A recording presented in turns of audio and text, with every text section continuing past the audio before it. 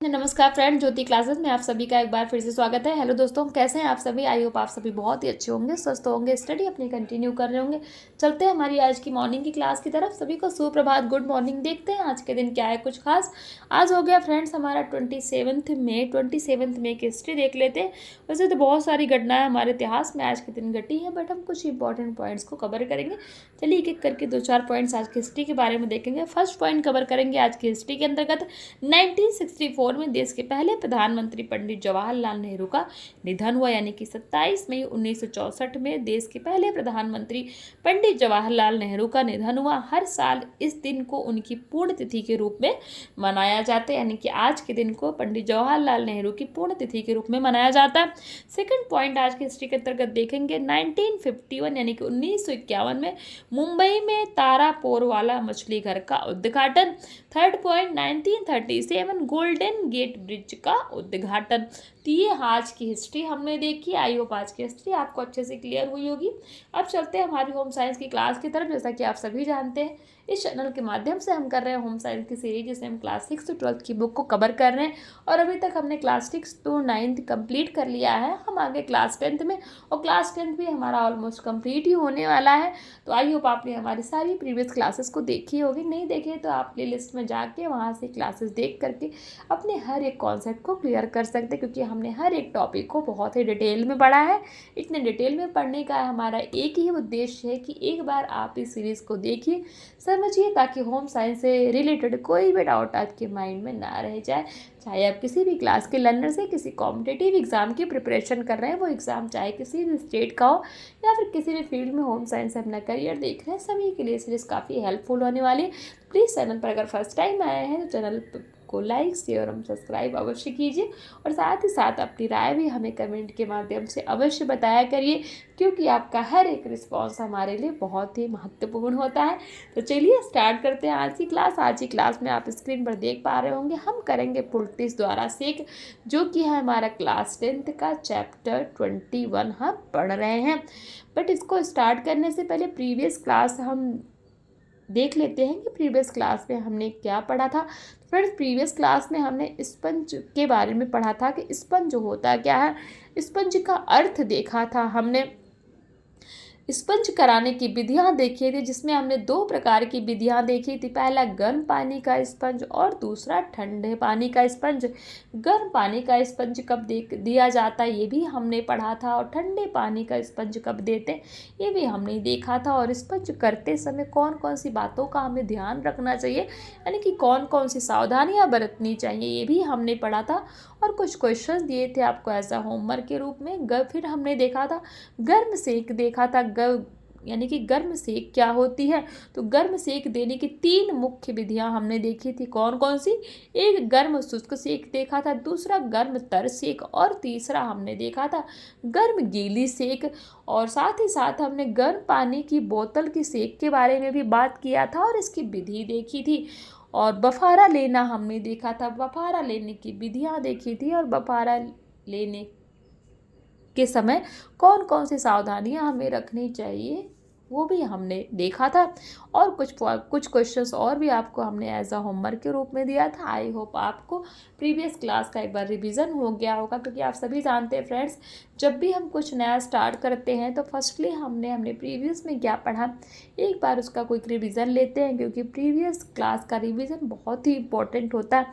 जब भी आप किसी भी नए टॉपिक को शुरू करते हैं, उसको स्टार्ट करने से पहले आपने पहले क्या पढ़ा है उसको एक बार देख लीजिए, एक बार उसका रिवीजन ले लीजिए क्विकली, और देन आप अभी का जो भी आपको नेक्स्ट टॉपिक पढ़ना है उसको पढ़िए। आप देखना, जब दोनों पॉइंट को आपस में आप कनेक्ट कर पाएंगे तो चीज़ें आपको बहुत ईजीली समझ में आएंगी।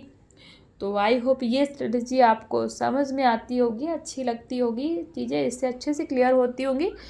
तो ये थी हमारी प्रीवियस क्लास। आज की क्लास में जैसे मैंने आपको बोला, हम देखेंगे पुलटिस द्वारा सेक किस प्रकार से किया जाता है। स्टार्ट करते हैं। पुलटिस मुख्यतः गर्म सेक की एक विधि है।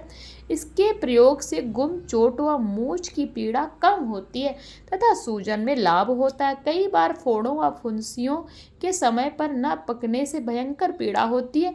पुलटिस के प्रयोग से फोड़े व फुंसियाँ मुलायम होती हैं और जब ठीक प्रकार से पक जाती हैं तब उनके फूटकर मवाद निकल जाने से पीड़ा दूर हो जाती है। इस प्रकार पुलटिस दर्द को कम करने तथा फोड़े फुंसियों को पकाने के लिए अति उत्तम रहता है। जो पुलटिस द्वारा सेक की जाती है और मुख्यतः फोड़े फुंसियों को पकाने के लिए इसका सेक दिया जाता है। अब इस प्रकार प्रयोग किस प्रकार इसका किया जाता है, तो नंबर 1 है, पुलटिस लगाए जाने वाले अंग को भली प्रकार से साफ कर देना चाहिए। नंबर 2, एक चौड़े कपड़े की पट्टी को समतल स्थान पर फैलाएं। नंबर 3, एक चम्मच द्वारा गर्म पुलटिस पट्टी के बीच में फैलाएं। नंबर 4, पट्टी का शेष भाग मोड़कर पुलटिस को ढक दें। नंबर 5 है, पुलटिस के उपयोग ताप का अनुमान लगाकर इसे प्रभावित अंग पर बांध दें। नंबर 6 है, पुलटिस गर्म गर्म ही बांधें, ठंडी पुलटिस प्रयोग ना करें। नंबर 7, एक बार प्रयोग में लाई गई पुलटिस को दोबारा प्रयोग में ना लाएं। नंबर 8, दिन में 4-4 घंटों के अंतराल में पुलटिस बदल देना चाहिए। नंबर 9 है, पुलटिस आवश्यकता अनुसार उसी वस्तु की बनाएं जो संबंधित रोग में लाभ पहुंचाए, अन्यथा यह व्यर्थ हो जाएगी। तो ये कुछ बातें हैं पुलटिस का प्रयोग करते समय। फ्रेंड्स, पुलटिस होती क्या है, हम बार बार पुलटिस तो पढ़ रहे हैं, तो एक बार आप ये भी जान लीजिए। पुलटिस उसको कहते हैं, आपको पता होगा, सभी के घर में होता होगा, जब भी किसी को चोट लग जाती है, कहीं फोड़े फुंसियाँ निकल आए, कुछ भी एक मोचा कुछ भी नहीं दिखते, तो हमारे घर में जो हमारी दादी नानी है, हमारी माँ है, वो क्या करती हैं, कोई जैसे हल्दी का हो गया है, हल्दी का उसमें अजवाइन हो गया, हींग हो गया, ये सब डाल करके गर्म करके उसको जहाँ पे चोट लगी है, जहाँ पे फोड़े फुंसियाँ हुए हैं, उस स्थान पर रखते हैं। कोई जगह पे पत्ते पे जो है हल्दी, उसमें अजवाइन डाल दिया, थोड़ा सा हींग डाल दिया और मस्टर्ड ऑयल में उन सभी को गर्म कर लिया और गर्म करके कपड़े द्वारा उसको बांध दिया जाता है। तो यही होती है पुलटिस। अब किस जगह पे किस तरह का पुलटिस प्रयोग किया जाता है, अलग अलग जगह पर अनेक प्रकार की पुलटिस बनाई जाती है, तो वो उस रोग पे निर्भर करती है कि कहाँ पे किस प्रकार की पुलटिस की आवश्यकता है। तो आई होप पुलटिस आपको समझ में आया होगा, पुलटिस कहते किसको हैं। तो पुलटिस हम पढ़ रहे हैं, आप भी सोच रहे हो कि पुलटिस पता ही नहीं पुलटिस होता क्या है। तो यही होता है पुलटिस, जो घर पे मस्टर्ड ऑयल होता है ना, सरसों का तेल, उसमें थोड़ा सा हींग हो गया, थोड़ा अजवाइन हो गया, थोड़ा सा हल्दी हो गया है, तो इन सब को गर्म करके जहाँ पे आवश्यकता, यानी कि जहाँ पे चोट लगी है या फिर फोड़े फुंसियाँ हुई हैं, वहाँ पे कपड़ों में इसको 1-2 चम्मच लगा करके वहाँ पे रख दिया जाता है, ऊपर से कपड़ा बांध दिया जाता है। यही होती है हमारी पुलटिस। तो पुलटिस का प्रयोग कहाँ करना चाहिए, किस प्रकार करना चाहिए, तो आपने देख लिया है। अब चलते हैं, अब कुछ प्रमुख विधियां देख लेते हैं पुलटिस की। ये देखिए, आपको यहाँ पे मिल भी जाएगा, मैंने तो अपना बताया जो हमारे घर में प्रयोग होता है। अब अलग अलग जगह पे अलग अलग रोगों के हिसाब से पुलटिस प्रयोग की जाती है। तो देखते हैं पुलटिस कई प्रकार से बनाई जाती है। मुख्य रूप से आटा, सरसों, प्याज, राई, अलसी, नीम, गुड़ आदि वस्तुओं की पुलटिस बनाई जाती। नंबर 1, अलसी की पुलटिस। यह पुलटिस त्वचा को मुलायम करने या किसी अंग में सेक पहुंचाने के लिए प्रयोग की जाती है। इसके अतिरिक्त जहां मवाद उत्पन्न हो रही हो, वहां मवाद एकत्र करने व निकालने के लिए अलसी की पुलटिस प्रयोग में लाई जाती है। सामग्री क्या प्रयोग में लाना है, देख लेते हैं। इसके लिए 1 चम्मच पीसी अलसी, 4 चम्मच पानी, सरसों का तेल व नमक की आवश्यकता होती। विधि क्या है, नंबर 1, 4 बड़े चम्मच पानी 1 कटोरे में डालकर उबालते हैं, फिर उसमें पिसी हुई अलसी डालकर चम्मच से चलाते हैं। नंबर 2, अब इसमें थोड़ा सा नमक डालकर चलाते हैं ताकि मिश्रण में गांठें न पड़े। नंबर 3, जब यह मिश्रण गाढ़ा हो जाए तब इसे आग से नीचे उतार लिया जाता है। नंबर 4, अब पुलटिस तैयार है, इसे कपड़े में लपेटकर जिस स्थान पर सेक करना है वहां बांधा जा सकता है। अब गुड़ की पुलटिस देखते हैं। गुड़ की पुलटिस गहरे चुभे कांटे या कांच के घाव को ठीक करने में उपयोगी होती है। सामग्री इसके लिए गुड़, पानी, गुड़ से 4 गुना तेल व नमक की आवश्यकता होती है। विधि क्या है, नंबर 1 है, इस विधि में गुड़ की मात्रा से 4 गुना पानी आग पर उबाला जाता है। यानी कि अगर आपका गुड़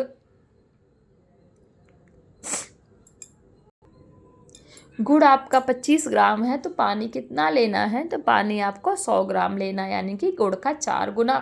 तो अब देख लेते हैं, अब इसे कहाँ पे थे हम? हाँ, अब इसमें नमक व गुड़ को कूटकर मिलाया जाता है। जब यह गाढ़ा हो जाए तब इसे आग से उतार लें। अब इसे फलालेन के कपड़े पर फैलाएं तथा थोड़ा सा तेल मिलाकर घाव वाले स्थान पर बांधें। नंबर 3 है प्याज की पुल्टिस। प्याज की पुल्टिस घाव पर लगाने से घाव शीघ्र ठीक हो जाता है। सामग्री क्या चाहिए? इसके लिए 1 प्याज, नमक और 2 चम्मच सरसों या अलसी के तेल की आवश्यकता होती है। विधि क्या है? प्याज को बारीक पीसकर एक बर्तन में तेल गर्म करके उसमें पिसी हुई प्याज डालते हैं। नंबर 2, अब इसमें थोड़ा सा नमक डालकर चलाते हैं। नंबर 3, गाढ़ा होने पर इसे नीचे उतार कर थोड़ा ठंडा होने पर कपड़े में लपेट कर घाव पर बांधा जाता है। आटे की पुल्टिस देख लेते हैं। इसका उपयोग आंखों में तकलीफ होने पर तथा फोड़े फुंसी को पकाकर पस मवाद निकालने में होता है। सामग्री क्या चाहिए? इसके लिए 2 चम्मच आटा, 8 चम्मच पानी और 2 चम्मच सरसों के तेल की आवश्यकता होती। विधि क्या है? नंबर 1 है पानी को किसी भगोने में उबालें तथा उसमें आटा और तेल डाल दें। नंबर 2, जब मिश्रण गाढ़ा होने लगे तो उसको उतार लें। नंबर 3, पीड़ित अंग की आवश्यकता अनुसार फलालेन का टुकड़ा लें तथा टुकड़े पर आटे की पुल्टिस को समान रूप से इस प्रकार फैलाएं कि इसकी मोटाई 2 सेंटीमीटर तक हो। नंबर 4 है इस पुल्टिस लगे टुकड़े पर तेल लगाकर पीड़ित अंग पर लगाने से लाभदायक परिणाम मिलते हैं। अब नंबर 5 राई की पुल्टिस देख लेते हैं। इसका उपयोग जहरीली घाव को ठीक करने के लिए किया जाता है। राई की पुल्टिस का उपयोग किस लिए किया जाता है? जहरीली घाव को ठीक करने के लिए। सामग्री इसके लिए 1 चम्मच पिसी हुई राई, 3 चम्मच अलसी का आटा तथा थोड़ा सा तेल व पानी की आवश्यकता होती। विधि क्या है?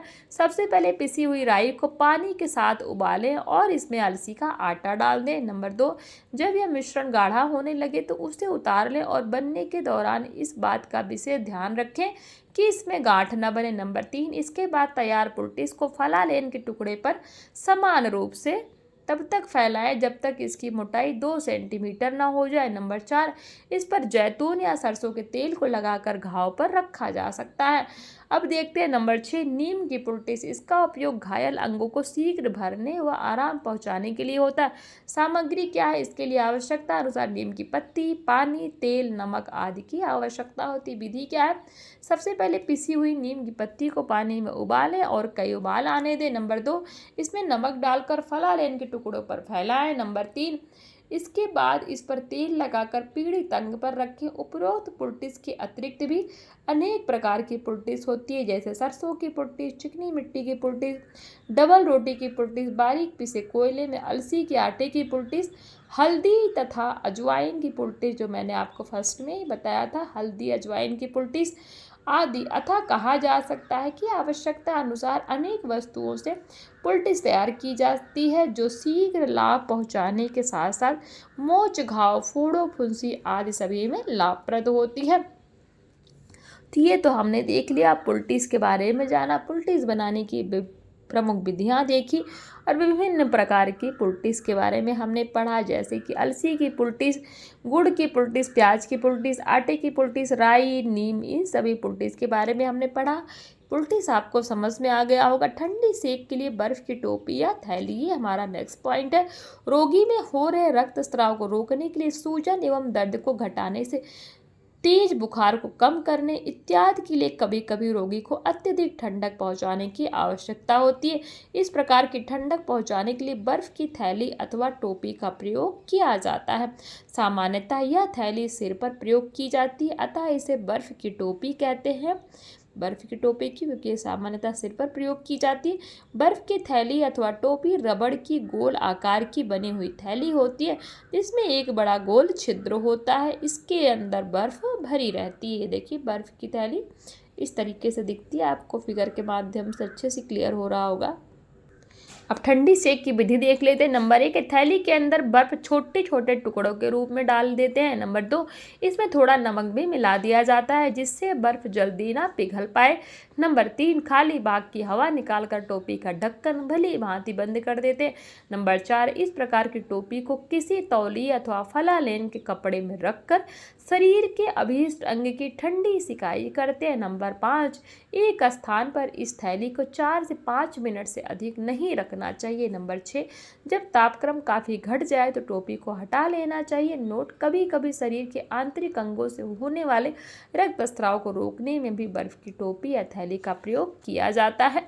ठंडी सेक की सावधानियां क्या है, देखते हैं। नंबर 1 है, टोपी का प्रयोग सीधे ही अंग पर नहीं करना चाहिए, बीच में कोई कपड़ा या तौलिया रखना आवश्यक होता है। जैसे हमने वो गर्म पानी की बोतल पढ़ा था ना कि डायरेक्ट बोतल का प्रयोग शरीर पर नहीं करना चाहिए। एज अ टीज ये जो टोपी है इसका भी प्रयोग शरीर पर नहीं करना चाहिए, किसी तौलिया कपड़े में लपेट कर करना चाहिए। नंबर 2, रक्तस्राव की स्थिति को छोड़कर टोपी को किसी स्थान पर अधिक देर तक नहीं रखना चाहिए। नंबर 3, प्रयोग करने के पश्चात बर्फ की टोपी को खाली करके उल्टा करके रख देना चाहिए। नंबर 4, अंदर से सूख जाने पर बोरिक पाउडर या कोई टेल्कम पाउडर छिड़क देना चाहिए, इससे टोपी की आंतरिक सतह चिपकने की संभावना नहीं रहती। इसी के साथ ये चैप्टर हमारा कंप्लीट होता है। कुछ क्वेश्चन देख लीजिए। क्वेश्चन 1 कहता है, मुख्य रूप से किन वस्तुओं की पुलटिस बनाई जा सकती है। कितने तरह की पुलटिस के बारे में हमने पढ़ा। क्वेश्चन 2 कहता है, गुड़ की पुलटिस का उपयोग किसके लिए होता है। क्वेश्चन 3, बर्फ की टोपी किस धातु से बनती है। तो इस क्वेश्चन का स्क्रीनशॉट ले लीजिए, अभी तक आपने ले भी लिया होगा, तो इसको सॉल्व करने का प्रयास करिएगा। इसी के साथ हमारा ये चैप्टर कंप्लीट होता है। आई होप ये क्लास आपको समझ में आई होगी, पूरा चैप्टर अच्छे से क्लियर हुआ होगा। फिर भी कोई डाउट रह जाता है फ्रेंड्स तो कमेंट के माध्यम से अवश्य पूछिए, आपके हर डाउट लेने का पूरा प्रयास किया जाएगा। और हाँ, साथ ही साथ अपनी राय हमें अवश्य बताया करिए, क्योंकि आपका हर एक रिस्पॉन्स हमारे लिए बहुत ही महत्वपूर्ण होता है। तो चलिए आज की क्लास को यहीं तक करते हैं। नेक्स्ट क्लास में करेंगे हम इसी टॉपिक से रिलेटेड कुछ क्वेश्चन आंसर्स की प्रैक्टिस, देन उसके बाद हम स्टार्ट करेंगे अपना न्यू टॉपिक।